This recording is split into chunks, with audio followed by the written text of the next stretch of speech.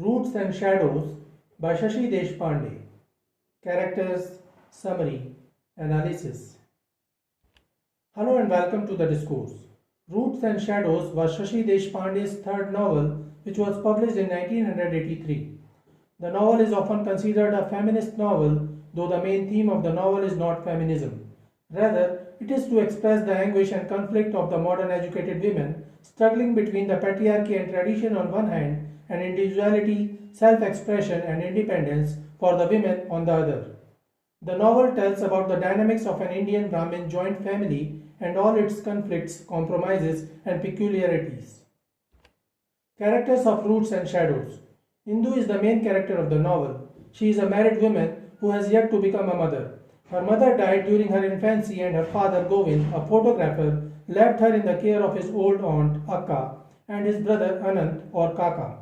Akka is the matriarch of the family, an elderly widowed woman with no child of her own.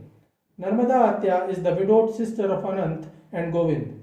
Other uncles and aunts of Indu are Madhav Kaka and Sumitra Kaki, Vinay Kaka and Kamla Kaki, Sunanda Atya and Vasant Kaka, and Saroja, her widowed aunt and mother of Naren, one of her cousins.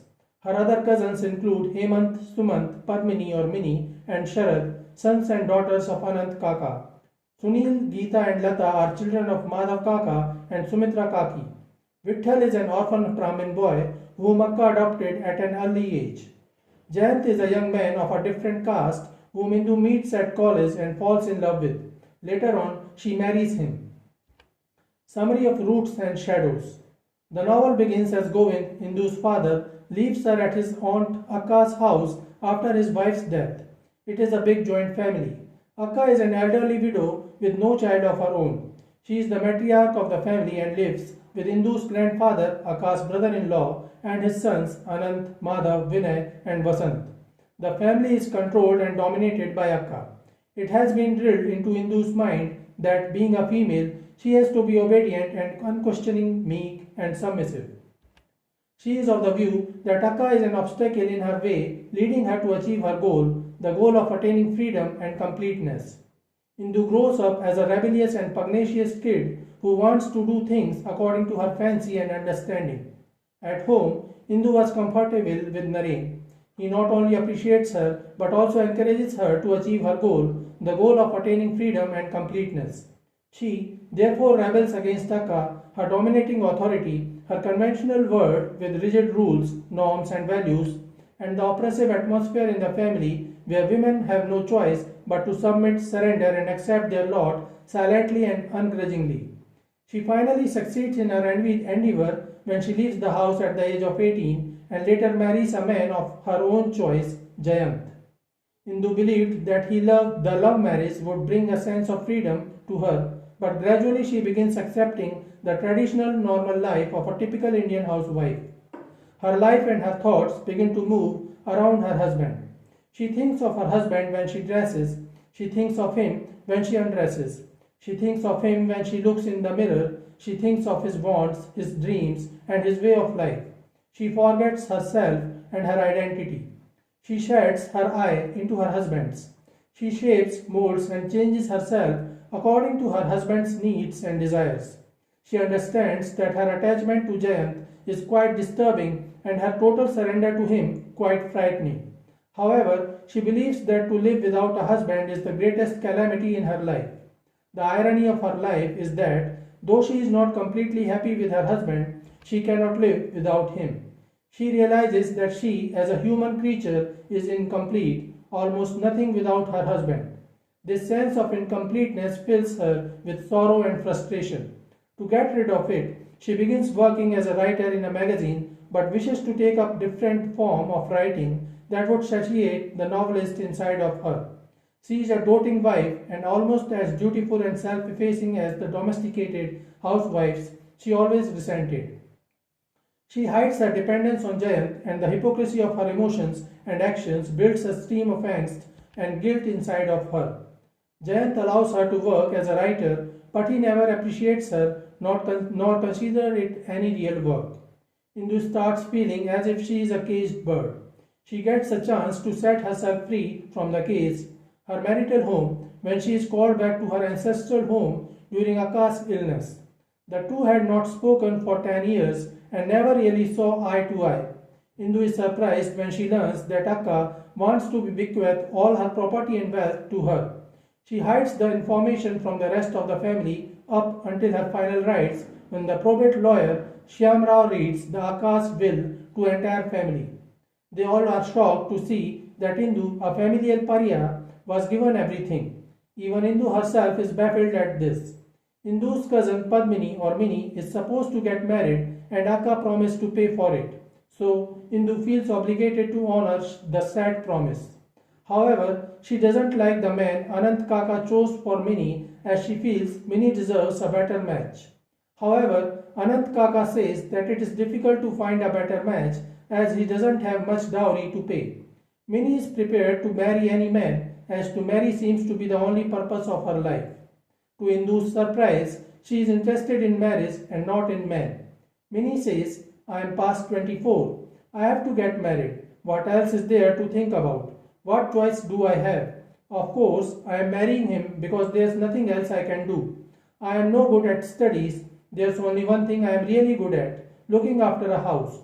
She knows that she has to get married so that she can get home, her own home. She is ready to marry any man who is ready to marry her. Indu learns about Vitthal and his mother from old uncle. Vithal's father, a sore, grim man who rarely spoke and never smiled, there was a streak of cruelty in him that came out in his relations with his meek, silent wife. Vitthal, as a child, had been a frequent spectator of scenes in which the father had worked out his sadistic anger on the mother for the merest trifles. And then, one day, when the man was out on the job, the mother just disappeared. She had not even bothered to cook a meal for the child. When the man returned after a 3-day job, he found the boy starving. The mother never returned and her father was indifferent. Indu was still not a mother and she had a kind of distaste for the female function, the function of feeding a child, the function that gives a feeling of motherhood. She shivered to see Sunanda Atya sitting down with the child on her lap, opening her buttons and pushing a flaccid nipple into his mouth, and the child taking a long shuddering breath and sucking with loud noises. How can Indu perform this female function without a child of her own? Indian married women like Indu are considered incomplete without a child. However, she is a motherless and yet never unloved, quail at the thought of becoming a mother for fear of being disillusioned. Indu further learns about Saroja, Naren's mother. She was a brilliant singer and wished to learn music, but Akka didn't allow her. How could she allow the female of her family to sit beside a stranger man? Saroja succumbed to Akka's rule. Indu felt that a woman becomes an obstacle in the way of a woman. It is the woman who decides the destiny of a woman, and that is why Indu does not blame her husband, who, according to her, has not compelled and pressurized her to live her life the way he wants. It is the way that she wants to be. It is the woman who confines herself in the cage willingly. She still felt that Akka was the real villain who ruined almost all the lives of the females of her family. However, one day, Narmada Atya tells her about Akka. Akka was just 12 when she got married, and he was well past 30.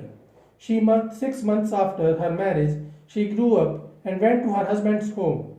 What she had to endure there, no one knows. She never told anyone, but I heard that twice she tried to run away, a girl of 13. Her mother-in-law, I heard, whipped her for that and locked her up for 3 days, starved her as well, and then sent her back to her husband's room. Akka is one of the victims of child marriage and marital violence. She has been given inhuman and beast-like treatment by her husband and her mother-in-law. She has spent almost every night crying in her marital home. However, being a typical Indian woman, she proves herself a dutiful wife by looking after her bedridden husband when he gets ill. She proves her domineering character by not allowing his mistress to meet him. On hearing this story, Indu realizes that her knowledge of Akka is inadequate and incomplete. She feels guilty for having judged her without knowing anything about her. All this while, Indu is distressed about her relationship with Jayant as he restricts her attachment to her to some placid and dispassionate letters. In her desperation, she even commits adultery with one of her cousins and close friend Naren, who is the only grandson of the old uncle, cousin of Akka. Naren was a self-indulgent and carefree vagabond who was never accepted by the family. He was orphaned in childhood and only has his grandfather to call his own. In the end, Naren succumbs to his private devils and commits suicide. Meanwhile, Indu learns about her profession's seeming betrayal as she realizes that she is not doing anything meaningful, rather only perpetuating the self-serving lies of various influential people. She resigns from her job. As she introspects, she starts observing Jayant in a new light. Now she could see his strengths and his weaknesses with a better perception. She realizes that she cannot remain detached from Jayant because if she does so, she may end up like Naren. She realizes that all her infatuation with Naren was not love. It was just a good camaraderie and understanding.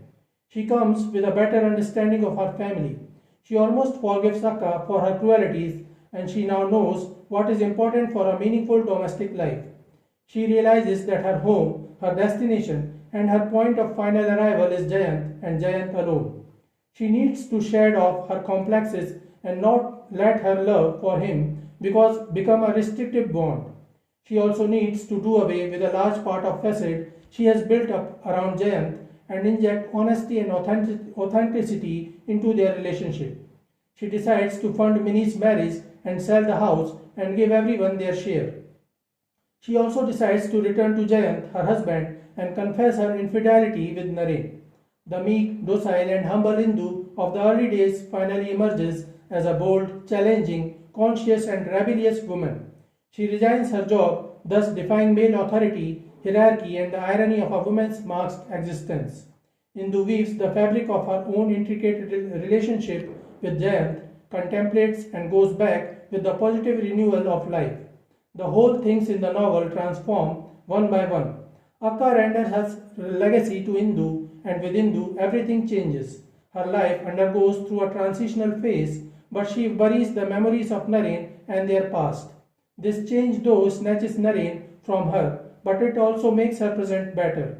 Her self-discovery, self-recognition, and revived relationship with Jayant give her safety and protection for the future. Indu, after this self-discovery, goes back to life as its successor. So this is it for today. We will continue to discuss the history of Indian English literature. Please stay connected with the discourse. Thanks and regards.